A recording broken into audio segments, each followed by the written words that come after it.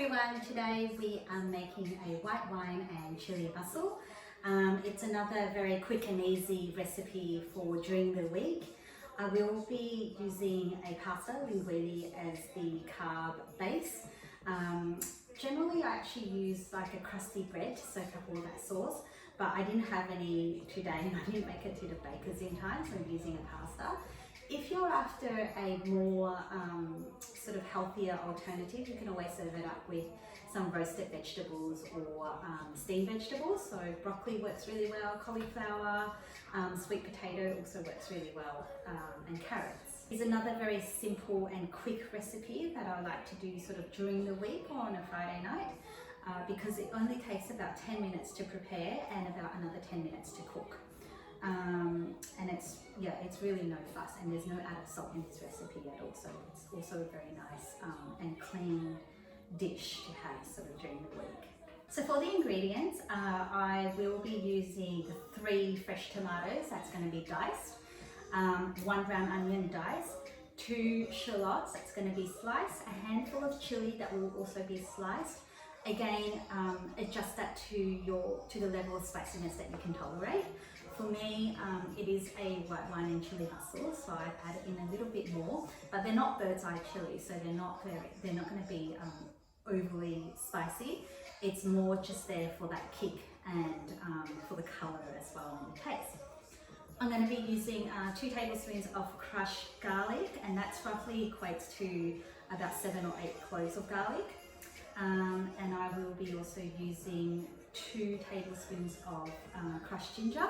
I couldn't find any fresh ginger at the grocer's, so I'm just going to use my ginger paste. I'm also going to be using about 150 grams of fresh chorizo, and I will be dicing that up, so the fresh chorizo, and also about 150 grams of diced bacon. Now generally I would do one or the other, so either chorizo or the bacon, and that's basically to add for the flavour, the saltiness and also the texture. But because I found fresh chorizo rather than cured chorizo, that salt content won't come out as much, so that's why I'm adding in a little bit of bacon in there. If you're using one or the other, you would pretty much, if you're just using bacon, then about 200 grams of bacon to 250 grams is okay. And likewise for the chorizo. If it's fresh chorizo, then about 200 to 250 grams. But if you're using a cured chorizo, obviously it's going to be a lot saltier, then about 150 to 200 grams is sufficient. I've also got fresh mussels in its shell, and that's about a kilo that I've got. I'm also going to be using some tomato paste, which I have about half a jar left over from another recipe I was doing.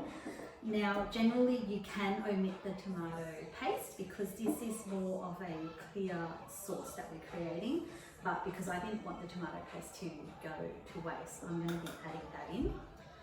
2 tablespoons of olive oil, and that's to basically to cook all the ingredients in before you add in the mussels, and also about 3/4 of a cup of dry white wine is what I'll be adding into the ingredients sort of towards that end as well for the sweetness that comes out of the wine.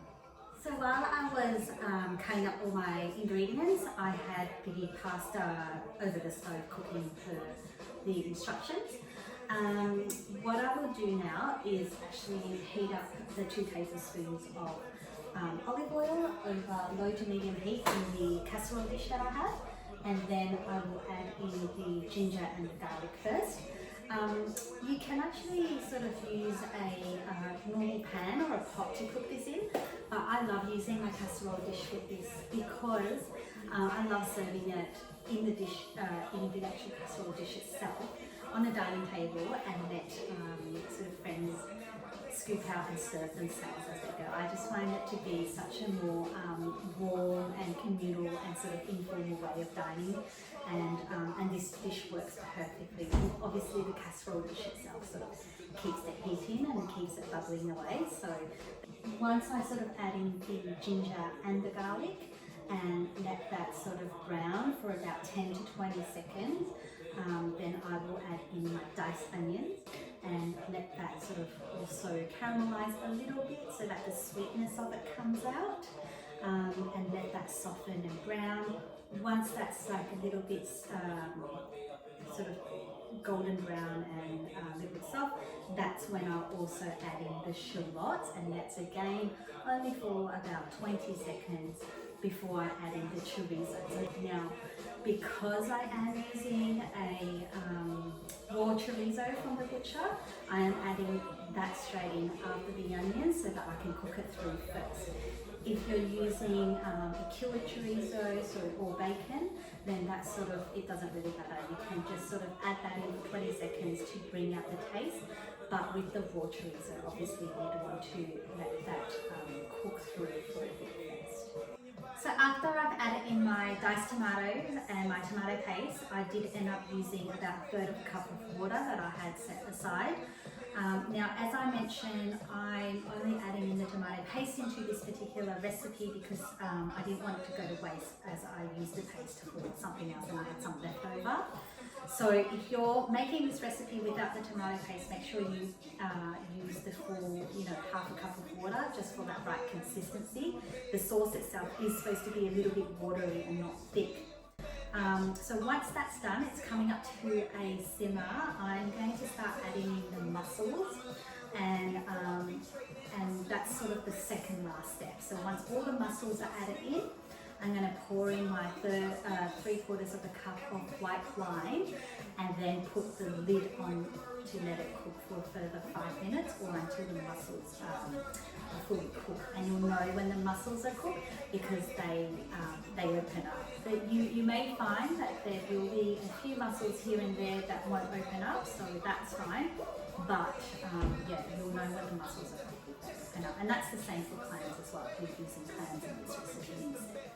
So it's been 5 minutes, and I'm going to take the lid off to check in on the mussels, and it looks like it's all done. And this is what I mean by it being a very simple, easy dish to cook during the week. Preparation time, again, was less than 10 minutes, and cooking time was itself less than 10 minutes, so all up 20 minutes for a dish that you can sort of whip up during the week or on a Friday night after work. It's just so quick and so easy. So that's all done now. What I did right before serving was I added the pasta back into the casserole dish to soak up all the beautiful juice and the sauce, and also it helps to warm it back up because the pasta has been out for a little bit while it was cooking. And then serving it into the dish with the mussels and the chorizo and more sauce. I also had a little bit of basil left over in the fridge and a tiny bit of coriander left, so that I use as a bit of a garnish.